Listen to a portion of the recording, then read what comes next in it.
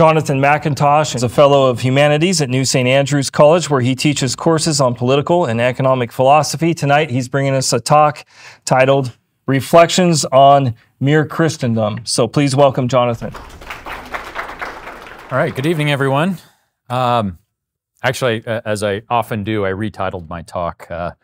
So the current version is More Mere Than Mere Christendom. And my talk this evening is on Pastor Douglas Wilson's latest book, came out earlier this summer, titled Mere Christendom. And I did invite him to be here this evening, and he was out of town, so he was not able to be here.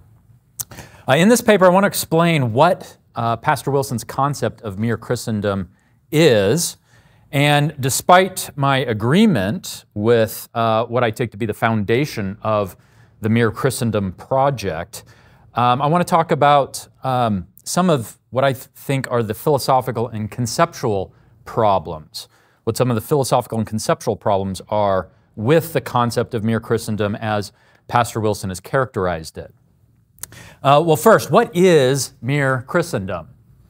This is a term Pastor Wilson has coined. I think he's been using it for about 12 or 13 years or so, to describe what the next Christendom, or model of Christian society and civilization, ought and may be expected to look like as the new and improved successor to the old Christendom that stretched from basically the beginning of the Middle Ages to our current secular order of the last 100 years or more.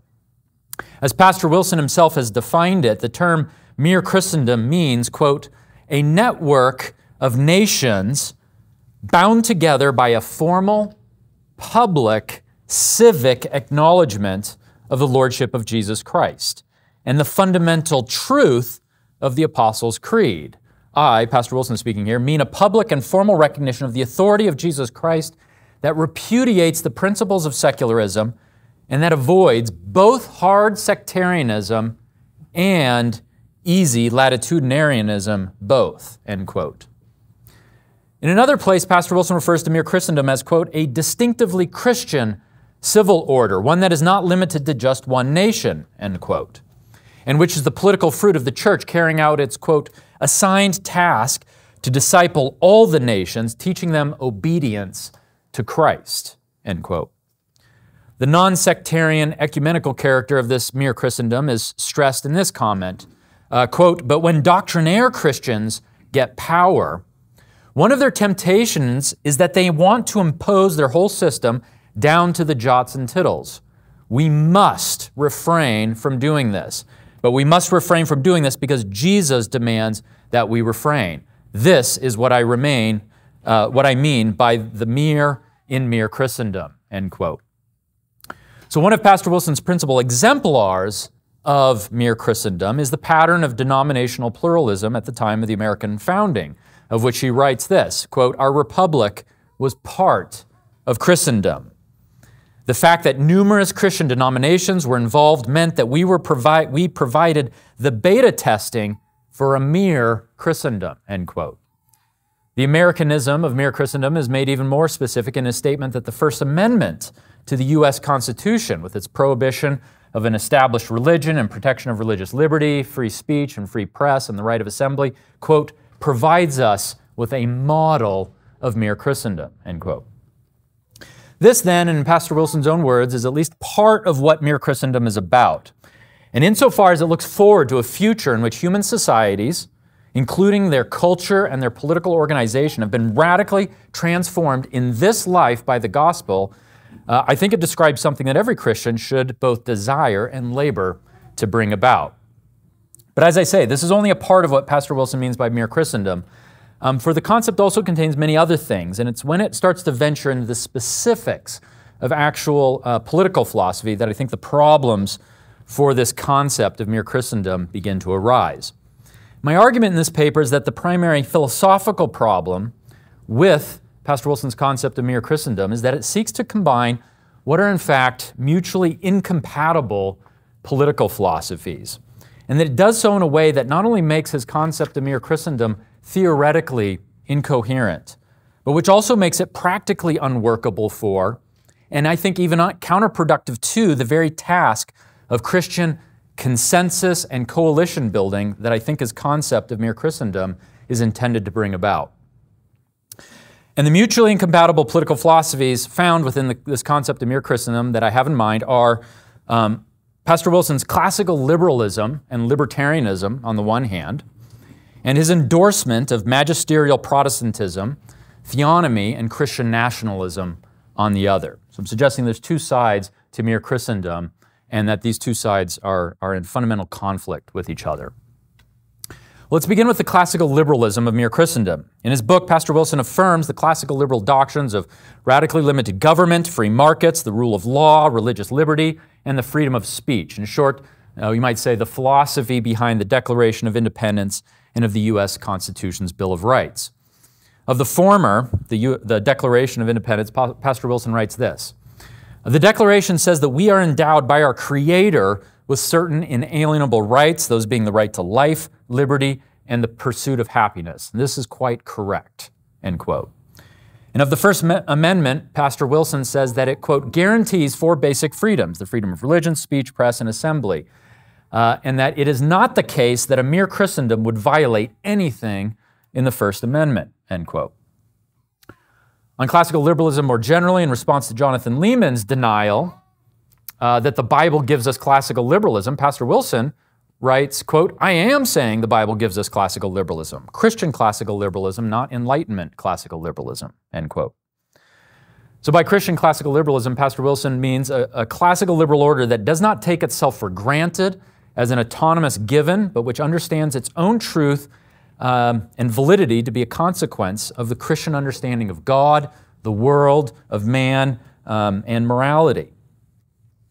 More than merely being a classical liberal, Pastor Wilson characterizes Mere Christendom as being on the specifically libertarian end of the classical liberal spectrum. In one passage, he characterizes his theocratic libertarianism this way: he is a libertarian insofar as his, quote, agreement with C.S. Lewis is on the live and let live end of things. Like Lewis, I want government to be modest and to set for itself strictly limited objectives, end quote. And Pastor Wilson goes on to say he's a theocratic libertarian insofar as, quote, unlike Lewis, I believe that requiring government to be modest in this way is a strongly ethical requirement. And as a strong ethical requirement, requires a transcendental grounding, end quote. And I think, well, I'd quibble with his use of theocracy here, but what he means by theocracy is rule by God. And in this sense, his definition of theocratic libertarianism I take to be basically indistinguishable from what I've argued elsewhere, or defended elsewhere, defined elsewhere as natural law libertarianism. So this then is the classical liberal and libertarian side of Mere Christendom, and it's this part of the concept that appears, as I say, to be primarily responsible for putting the mere in Mere Christendom. Let's turn now to the non-liberal, allegedly, or non-libertarian parts of Pastor Wilson's Mere Christendom concept, beginning with his magisterial Protestantism. Magisterial Protestantism, refers to the teaching of mainline reformers such as Martin Luther and John Calvin that the secular authority or civil magistrate has an important and indeed necessary role to play, not only in enforcing justice, but also in policing matters of religious practice, and which includes especially enforcing the first table of the law's commands regarding idolatry and Sabbath keeping, so the first four of the 10 Commandments. Pastor Wilson indicates his magisterial Protestant sympathies when he comments that even today, the civil magistrate still should have the authority, quote, to convene synods and councils, end quote. And in his criticism of those contemporary Christians who would deny that the first table of the law should be civically enforced, Pastor Wilson refers to these folks as having made an uneasy truce with secularism. Yet how this magisterial Protestantism coheres with the above liberalism and libertarianism in Mere Christendom, according to which freedom of speech and religion are protected rights and government assumes a live and let live policy, is far from clear. This tension is confirmed, I think, by the fact that Pastor Wilson himself ends up, it seems to me, abandoning the magisterial Protestant position when he argues at some length, he devotes a couple of chapters to the subject, I think it's chapters 11 and 12 of his book, that the civil magistrate ought not to be in the business of enforcing the first table of the law. Pastor Wilson writes this, quote, "Some think it is clear that we simply must enforce the first table of the law against the likes of Servetus, but we must also remember at the same time that Christendom had been guilty of enforcing the first table against some of the godliest people in their realms. For every miscreant like Servetus who was executed, there have been countless thousands of saints who have been executed by that bloody maniac, the state," end quote. He goes on to say that, quote, "Those who want the government to have the right to kill blasphemers are also asking for the government to have the right to kill those who rebuke their blasphemies," end quote. That is the government's blasphemies. More generally, he says that, quote, "Rulers, kings, princes, and presidents share with the rest of us this radical disease of depravity. When those rulers are brought to obedience, one of the first things that will develop from this is the idea of limited government. And the more instructed he is, the more the magistrate will know that the power of the gospel is not to be found in carnal weapons. He should do whatever he can to keep his coercive powers out of the way," end quote. And I think most conclusively he says, quote, "And yet the mission given to the Christian church does require to eradicate blasphemy. How is that mission to be accomplished? Not through the law," end quote. This raises a number of questions. Were the magisterial Protestants wrong then in teaching that the civil magistrate should enforce the first table of the law? If they were, I think we should say so. Another question for Pastor Wilson's argument is this: if we are to believe that Scripture commands that first table offenses be punished, how does the potential abuse of a thing justify not doing what you think Scripture commands? In a different context, Pastor Wilson says, quote, "If we have a genuine $20 bill or genuine $20 bills that can be used to purchase goods and services, then it is certainly going to create the temptation that counterfeiters have to print their own $20 bills in the basement. But nobody takes this as a good reason to abandon the use of currency," end quote.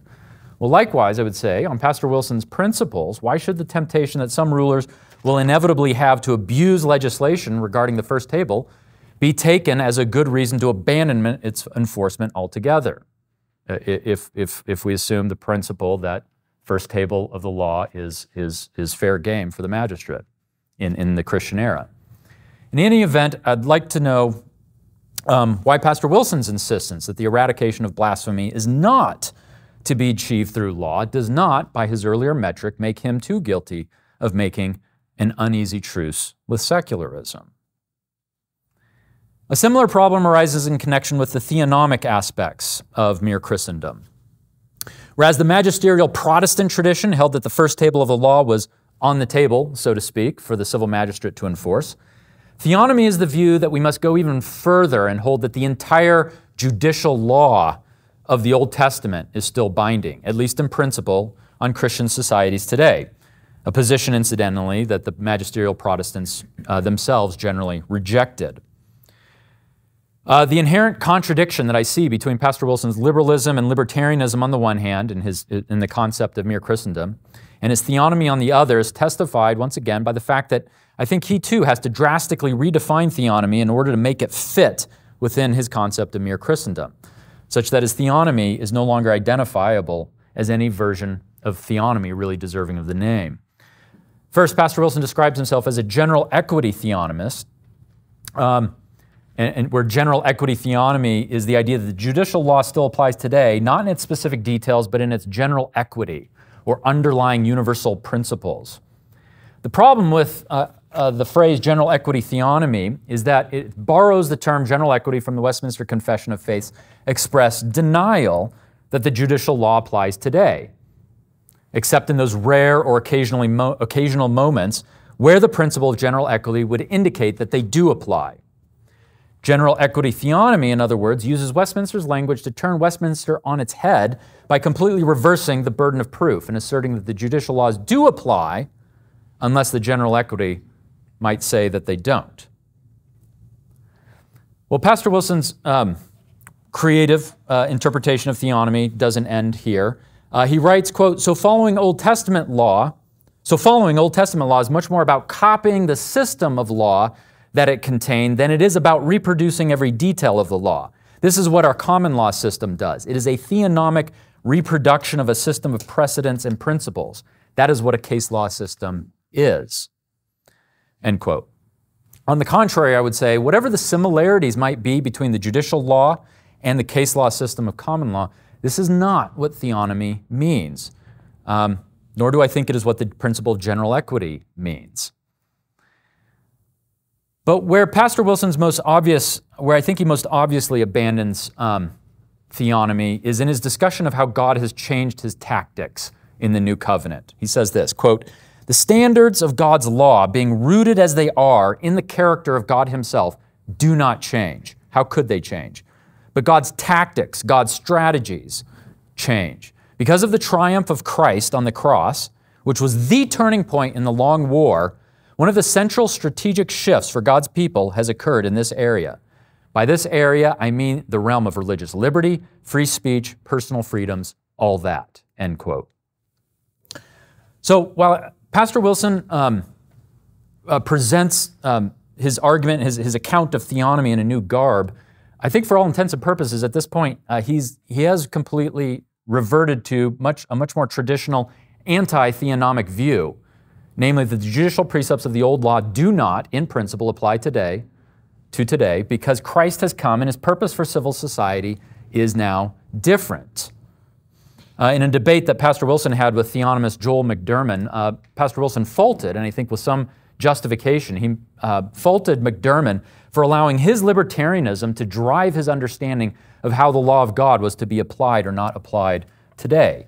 But I think the same charge stands to be made, and perhaps with even more justification, that Pastor Wilson has done the same thing here. He's allowing his classical liberalism and libertarianism to dictate his theonomy to the point that it no longer can be plausibly said to be theonomy at all. The third and final piece in the problematic triad of Mere Christendom is Christian nationalism, a term that has so many different meanings as to be almost useless. For the liberal media, the term appears to be indistinguishable from Trumpism, or maybe just Christian nationalism is just Christians advocating for any law or policy that would seek to check human wickedness. It's just very generic. Some Christians have used the expression Christian nationalism to refer, I think somewhat vacuously, to any desire or attempt at Christianizing one's nation or society, regardless of what particular political philosophy those Christians might subscribe to. But I think if we want to use the term Christian nationalism more precisely, I think the definition given by Stephen Wolfe in his book, The Case for Christian Nationalism, is helpful here. Even if it's a definition that, as I'll suggest momentarily, I think does not fit well with the concept of mere Christendom. As Wolfe defines it, Christian nationalism is, quote, a totality of national action. It's a totality of national action consisting of civil laws and social customs conducted by a Christian nation as a Christian nation in order to procure for itself both earthly and heavenly good in Christ. There's a lot there. Let me give it to you one more time. So Christian nationalism is the totality of national action consisting of civil laws and social customs conducted by a Christian nation as a Christian nation in order to procure for itself both earthly and heavenly good in Christ. In my own words, I would characterize Christian nationalism, at least in Wolfe's sense of the term, as basically a program of its magisterial Protestantism combined with a distinctly and specifically ethno-nationalist agenda. Christian nationalism, in other words, is about each nation legislating and ruling in a way that positively protects and promotes that nation's unique national or ethnic identity, including its unique religious identity. In this case, if it's Christian nationalism, it's a Christian religious identity and the specific character of the Christianity of that people in particular. The necessary result is a program involving, it seems to me, a far more vigorous and rigorous enforcement of that nation's interpretation of the first table of the law, as well as a far more vigorous and rigorous establishment of church-state relations than I think we've seen Pastor Wilson being willing or comfortable in countenancing. This raises the question once again as to how all of this is at all compatible with the inherently liberal and libertarian dimensions of mere Christendom. There are two final questions that I would want to raise regarding Mere Christendom as it's been formulated. The first is this: granted that Christians should seek for nothing less than the complete evangelization and reformation of society, bringing all of our hearts and all of our institutions into captivity to the obedience of Christ. So given all that, but given Pastor Wilson's own acknowledgement that this won't happen apart from God's grace and apart from God's own timing, here's the question. In the meanwhile, what does it look like in the present for Christians to share in a principled manner a political society with non-believers, especially maybe a Christian or a political society where we're only 50% or a minority? What does it look like? What are the principles on which we live with our fellow non-believers, or can we? Presumably, Pastor Wilson's answer is not that there can be no shared political society, and so we must simply be at little war with each other. Yet the impression I often get from Pastor Wilson's political writings is that a shared political society may not, in fact, be possible, and that any attempt to account for how we can live peaceably with non-believers is in danger of being guilty of a fatal compromise with secularism. Yet it seems to me that this is a question that a doctrine of mere Christendom needs to answer. In response to Baptist theologian and writer Scott Aniol, Pastor Wilson posed the following, and I think excellent question: what if we win? What if we win? But I have a related question, and I think it's a question that somebody like Scott Aniol needs to be able to answer. I'm not sure that he has one. But I have a related question that I just genuinely don't know how Pastor Wilson would answer. What is to be our political philosophy for peaceful coexistence with unbelievers now in the present while we are waiting to win? Okay? While we are waiting for God to give us victory. Are there any political principles we are able to share with the non-Christians that don't fall under this censure of being a fatal compromise with secularism? Second question I have concerns Pastor Wilson's use of eschatology to solve some of the conflicts, it seems to me, to try to solve some of the conflicts between his liberalism and libertarianism and that side of mere Christendom and its more magisterial Protestant theonomic Christian nationalist side. There are a number of places in his book and elsewhere in his writings where, although Pastor Wilson adopts a more liberal and libertarian posture for purposes of the present, he nevertheless allows for the possibility of a very different, more stridently anti-liberal and theonomic policy in the future, maybe distant future. A good example is this quote. He says this: "And for the fire-eating, broken glass-chewing theonomists out there, all 12 of them, the idea of a mere Christendom sounds like we have a fatal compromise baked into the project from the get-go. Why not a root and branch Christendom? Why not jet fuel Christendom? Why not black coffee Christendom? Well, cool your baby jets. Give us a few centuries, would you? We're post-mill. We'll get there." So it seems that the mere, end quote. So it seems that the mere in mere Christendom is not, in fact, a permanent or principled philosophical position, but an entirely provisional one that is to be retired once Christians presumably reach a certain critical mass and are in a position to implement a very different kind of Christendom, one that appears to have not a little in common with the old Christendom that Pastor Wilson elsewhere criticizes. Is it Pastor Wilson's view that in the future men will evolve or become so sanctified that we can finally begin to trust rulers with the kind of coercive power that he says he wants to deny even Christian rulers in the more liberal phase of mere Christendom?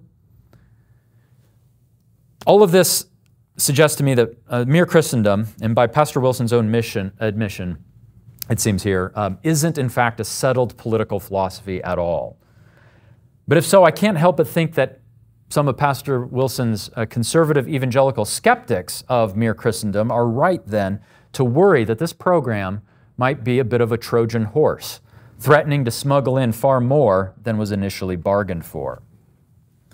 So in conclusion then, while I think something like a concept of mere Christendom is indeed what the church needs, I don't think the concept of mere Christendom as it is currently formulated has the coherence necessary to fit the bill.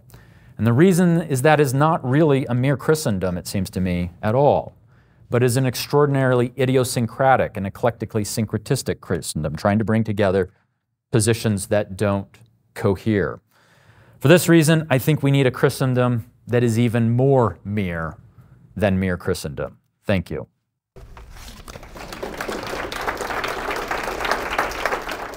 Thank you for listening to this presentation from the George Buchanan Forum Conference. We have many more that you can check out at our website at tgbf.org. You can also find us on YouTube or on your favorite podcasting platform. In true free market fashion, we're entirely crowdfunded by the generous support of people like you. If you'd like to help our work, you can set up one-time or recurring donations at tgbf.org. The best way for others to hear about us is from their friends. So please consider liking, subscribing, and sharing our material. We greatly appreciate it.